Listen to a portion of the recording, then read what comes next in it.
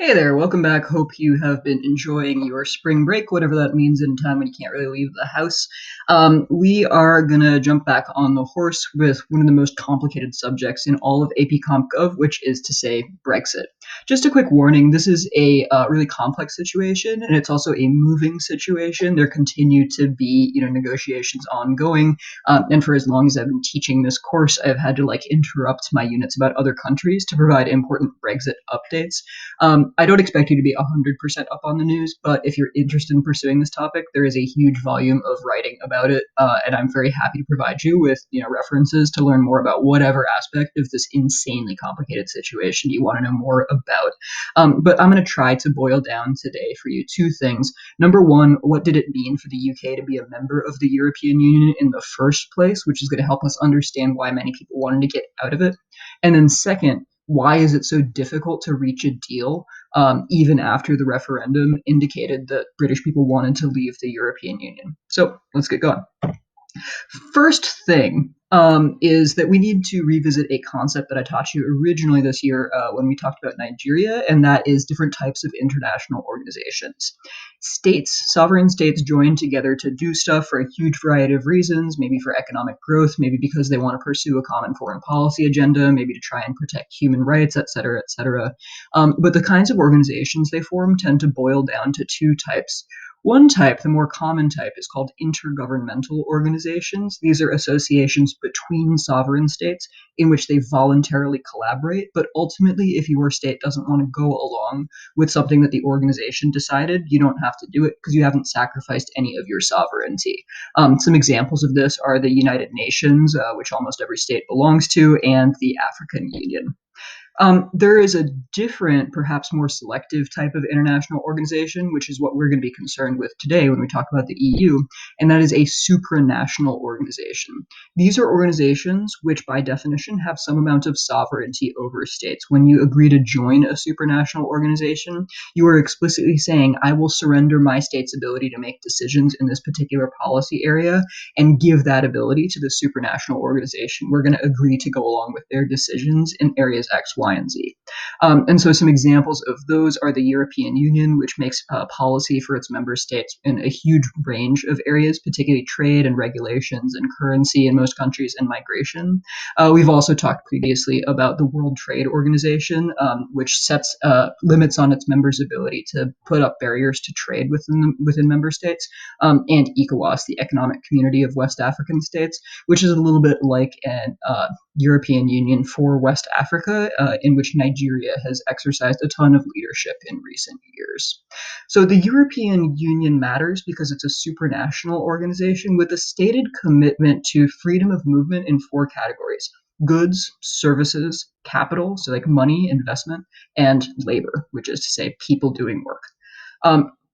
As a consequence, for the UK, there has been some pretty extensive implications on British public policy of being a member state in the European Union, from the 1970s up until a few months ago.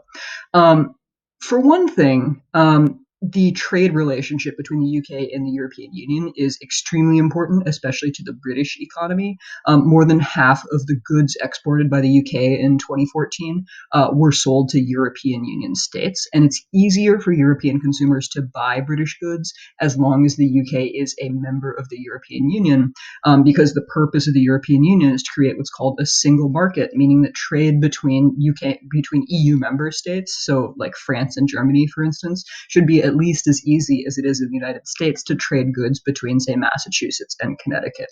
And so the assumption is that being an EU member helped the UK profit from exporting goods to the European Union, and that when Brexit, when the UK's departure from the EU becomes final, that it will probably, although not necessarily, be more expensive for European consumers to buy British goods. So implication number one is just a huge mutually interdependent trading relationship in which the UK really has economically benefited a lot from being able to sell stuff in Europe.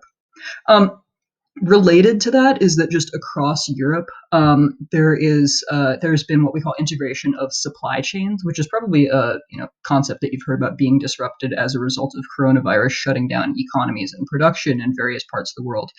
In the context of the EU, what this means is that there are a bunch of companies, and I'm showing you a map of Airbus production facilities just as an example, that have relied on the ability to quickly and freely move stuff from different European countries back and forth across the European Union to try and distribute the manufacturing of really complex products like airplanes in a way that maximizes their ability to take advantage of local technology and local labor markets and so on and so forth. So in a lot of manufacturing that happens in Europe, you'll see parts moving back and forth across national borders many times before a final product is assembled as a result of the single market, as a result of the EU's ability to allow countries to very freely and quickly trade with each other without slowing things down for customs inspections at borders.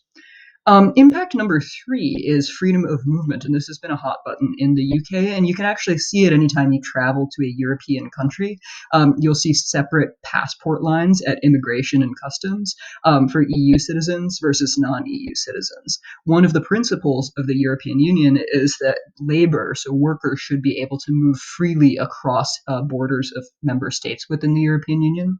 And what that means is that citizens of other EU countries have had rights to live and to work, and in some cases to receive welfare benefits when they're unemployed or when they need state support in other EU countries. A consequence of this has been that there is significant immigration or significant, long-term migration between the UK and other EU member states. So as of 2015, about 5% of people living in the United Kingdom held passports from other European countries. And it's harder to get estimates of this, but the best estimate I've seen is that in 2017, there are over 1 million people with British passports living in other European Union countries.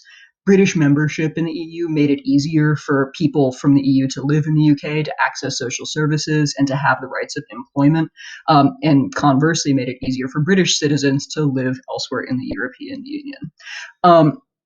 Finally, one area that Brexit campaigners, that anti-EU campaigners really seized on is that it costs money to be a member of the European Union. All member states pay some amount of annual contribution into the budget of the European Union, and that gets distributed among EU member states and used to fund a variety of activities of the European Union. In general, the UK has been a richer and economically stronger and more productive country than most EU members. And so over the course of the decades where the UK has been an EU member, the UK has tended to pay more money into the EU Treasury than it gets back, which is what you see in the bottom half of this graph in the red. The UK actually negotiated a rebate because they started complaining so much about how much more money they were giving to the EU than getting back from the EU. And so they actually do get a rebate. So absent that negotiations, the imbalance between what the UK pays into the EU and what it gets back from the EU would have been even greater. One other thing to mention is that in order to facilitate the free movement of goods and services and capital, EU member states agree to a common set of regulations on sort of the quality and the safety and the environmental standards of goods that are traded around the European Union. And so kind of depending who you ask, because it's a little bit fuzzy in the definition, some, significant chunk, maybe even a majority, depending who you ask, of regulations that apply in the United Kingdom, of laws that are enacted in the United Kingdom, are actually made in Brussels. We talked earlier in the year about the problem of the democratic deficit when decisions for people are made by institutions that they didn't necessarily get the chance to elect. And so institutions are making laws that without being held accountable by the people to whom those laws apply. And so one of the major concerns of the Brexit campaign was that there was this democratic deficit where the European Union was making decisions for the UK that British voters didn't necessarily get a say in. It's important to note that British voters do actually get the chance, or did while they were EU members, to elect members of the European Parliament. So those are representatives in a Europe-wide legislature who are directly elected by EU citizens. But there's significant, and I think somewhat warranted concerns that that's not enough to ensure that EU lawmakers, EU policymakers are necessarily accountable to the British people. The consequence of this was that in the 2010s, you saw a growing sentiment in the UK to leave the European Union. And I'm showing you here some ads from an like pro-Brexit campaign that popped up on Facebook in the run-up to the 2016 Brexit referendum.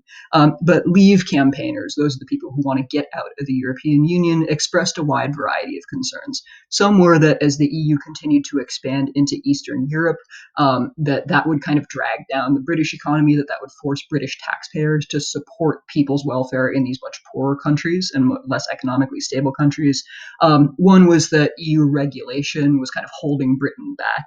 One was that the migration of laborers from the European Union was putting British people out of work. That's a familiar argument to Americans who pay attention to politics.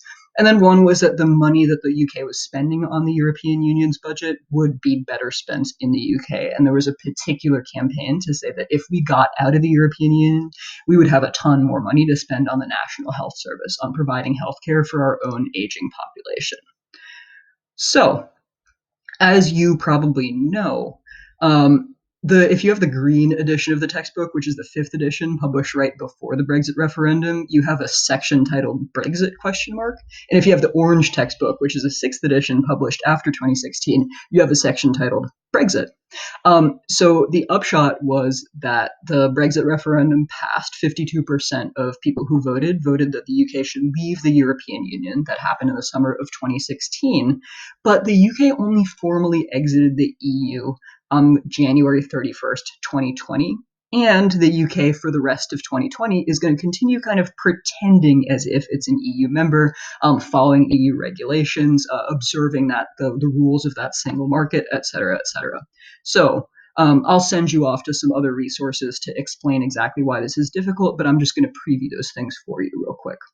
A couple of issues that are just really, really difficult in negotiating what some commentators cheekily refer to as the divorce agreement, which is the status of the future relationship between the UK and the EU after Brexit takes effect. One of those is simply how trade will be regulated between the UK and the EU. There are those who call for what is known as a soft Brexit, in which the UK continues to have low or no tariff barriers to trade with the European Union. There are others who advocate for a hard Brexit, in which the UK gets to jack up tariffs on goods imported from Europe. Presumably the European Union will do the same. And many of those people will say, well, we can turn to our trade relationships with the United States and with other partners in order to help save our economy from the impact of having more difficulty in exporting to the EU, but it's questionable whether that will be worked out. A related issue is that if the UK is going to continue having free access to the European single market, the EU is going to demand that the UK continue to abide by various regulations that the EU puts on its member states. And that in turn is going to upset many of the people who voted for Brexit in the first place because they wanted the UK to restore sovereignty over its own regulatory environment. And so a second question very closely related to the trade relationship is whether the UK will continue following on the regulatory regime imposed by the European Union, or whether it's again going to go its own way and as a consequence have more difficulty accessing the single market. A third thing is that for those million plus British citizens who live in European countries, many of whom also work in European countries, there's kind of a popular phenomenon of British people retiring to much sunnier places like the south of Spain. It's not quite clear what their rights will be in European Union member countries, because once Brexit takes full effect, EU states will no longer be obligated to let people holding British passports just live in their territory indefinitely. And then similarly, for the large number of people with EU passports living in the United Kingdom, the UK will have to make some decisions about what rights they'll have to live, to work, and to access social services. A fourth thing, which is particularly difficult and insanely complicated, is that the Northern Ireland is part of the UK and thus has now technically left the European Union. But the Republic of Ireland remains a European Union member. And so the default option would be to impose what's known as a hard border, where you have to go through immigration, you have to go through a passport check, and goods have to be checked by customs officials between Northern Ireland and Ireland. However, that's been super controversial because of the history of fairly recent tension, sometimes violent, sometimes super inflammatory, in Northern Ireland. And so anything that tries to kind of reinforce a separate Northern Irish versus Irish identity um, could be potentially really destabilizing given the history of conflict in Ireland. And so then the other opportunity is to continue to allow free trade and movement between Ireland and Northern Ireland, but then to check goods as they move between Northern Ireland and the rest of the United Kingdom, which is in turn going to inflame sentiments among unionists in Northern Ireland who would resent the suggestion that Northern Ireland is not fully a part of the United Kingdom.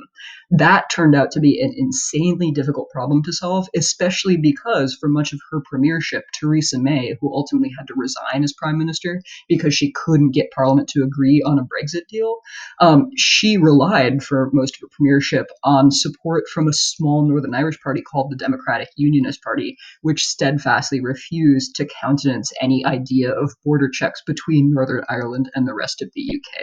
So this is really a textbook example of an issue where it's almost impossible to satisfy all parties involved.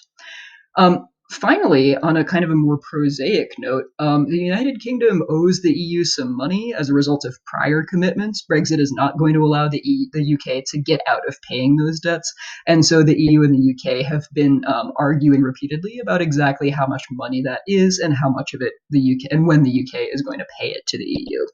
That's just a short list of some of the important issues in the Brexit resolution in, negotiating a future relationship between the UK and the EU.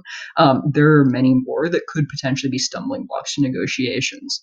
Um, as a consequence, the deadline for Brexit to take effect, which was initially supposed to be in, I think, 2018 or something like that, has been extended 3 or 4 times since the referendum, since Theresa May's government initially promised to do Brexit. Brexit finally took effect. The UK technically left the European Union on January 31st of this year, but they continue to be, legally speaking, in a transition period where for 11 months, the UK is going to pretend like it's a European Union member while frantically trying to agree the terms of the future relationship between the UK and the EU. One other thing that makes this very, very difficult is that whatever agreement that they do come up with has to win the approval of the British Parliament, and it has to win the approval of the European Union.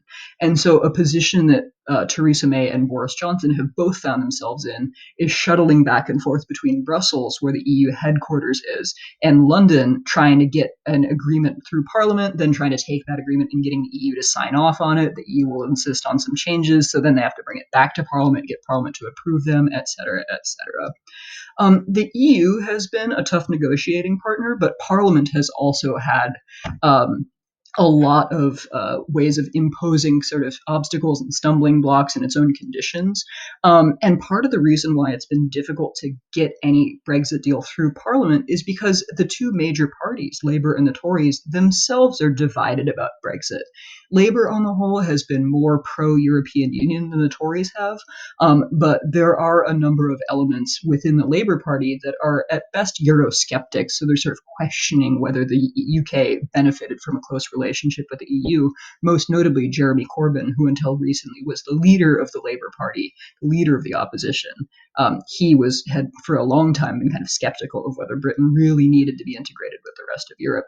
And then similar in the Conservative Party, there have been a number of people of Conservative members of Parliament who wanted to remain in the European Union. You'll recall that David Cameron, when he was Prime Minister, approved the Brexit referendum, but then campaigned for the UK to stay in the EU, and his failure to get the people to vote his way ultimately led to his resignation as Prime Minister.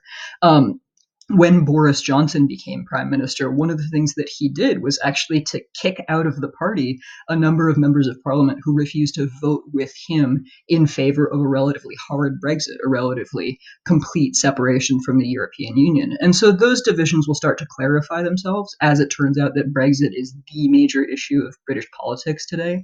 But to make a very long story short, it's super complicated.